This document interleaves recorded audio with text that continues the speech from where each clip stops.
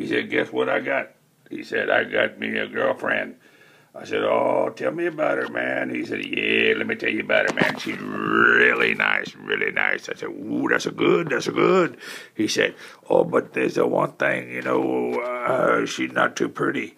I said, well, that's okay. They cook, they clean, they do good things. He said, yeah, but I want a pretty one. I ain't had a pretty one in a long time. I said, well, I can tell you what to do. He said, what you gonna tell me now? He said, let's hear it. I said, well, you start drinking tequila, and the more tequila you drink, the prettier she get. He said, oh, let me try that. So he tried it, and he was trying it, and she was prettier. He came back the next day. He said, yeah, you're right.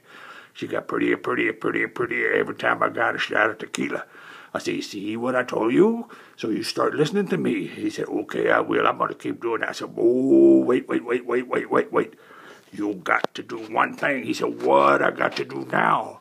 I said, before you get married, you got to stop drinking, And he said, okay, I think that's a good idea. I said, okay, so let's just keep working and picking some strawberries now, huh? Okay, check you later. Yeah.